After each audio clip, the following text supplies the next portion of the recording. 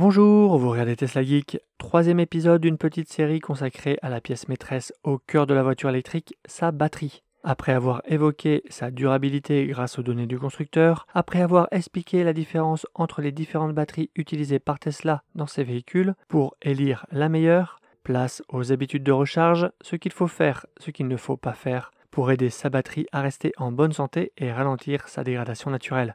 Cette vidéo sera illustrée avec des questions d'un abonné, celle de Thomas qui m'a contacté par email.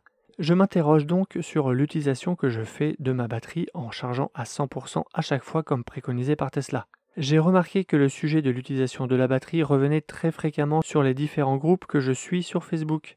Beaucoup d'utilisateurs ont peur de voir fondre cette autonomie théorique.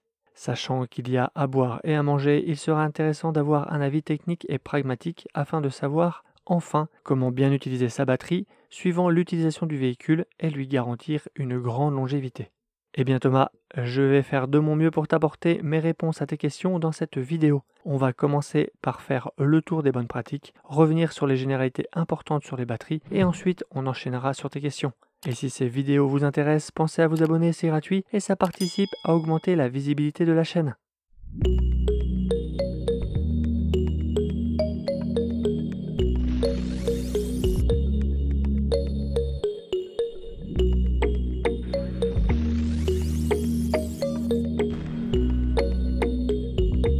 Que faut-il faire et que ne faut-il pas faire pour entretenir sa batterie? Depuis bientôt 4 ans que je roule en électrique, j'ai pu lire et constater beaucoup de choses.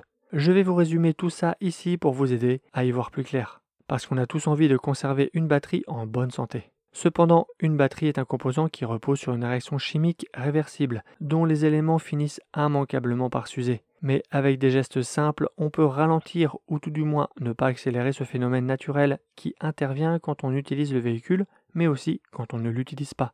Le facteur de dégradation contre lequel on ne peut pas lutter, ce sont les cycles de recharge. C'est d'ailleurs comme ça que l'on mesure la durée de vie des batteries. Un cycle de recharge est atteint quand on a rechargé l'équivalent de 100% de la batterie. Cette recharge peut être faite en plusieurs fois. Les batteries ont une durée de vie basée sur le nombre de cycles de recharge à partir duquel on juge que la batterie n'a plus sa place dans une voiture. Ce seuil est fixé à 70% de sa capacité d'origine.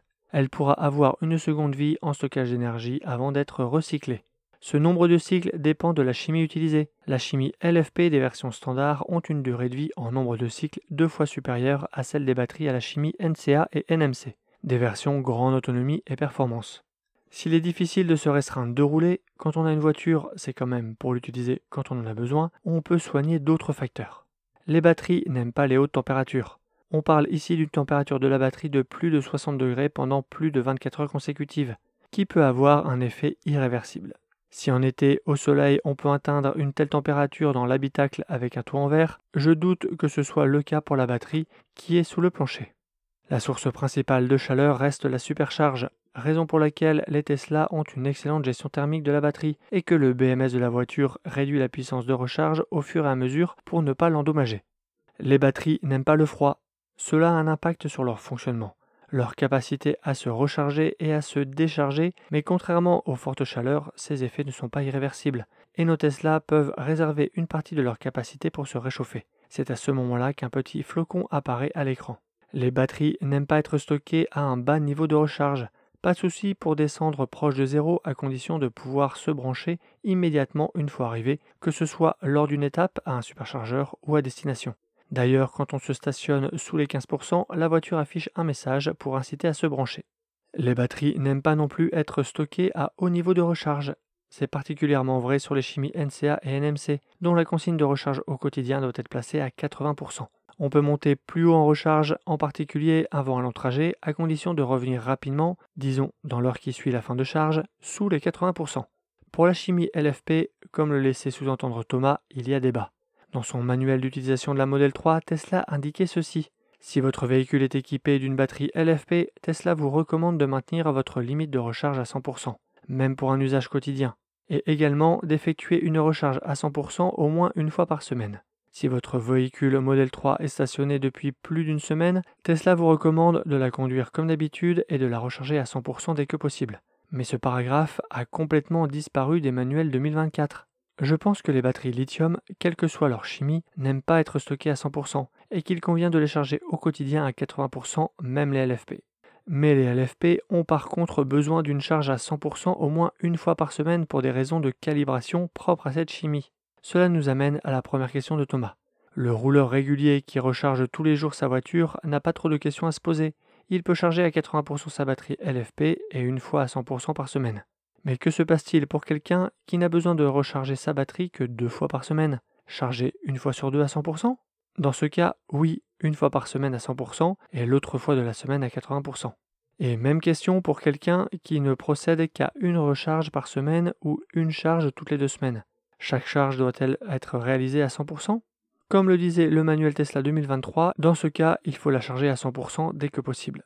Mais il y a un dernier critère dont on ne parle pas beaucoup et qui est pourtant super important, car il a une grande influence sur le nombre maximal de cycles que pourra faire une batterie, la profondeur de décharge.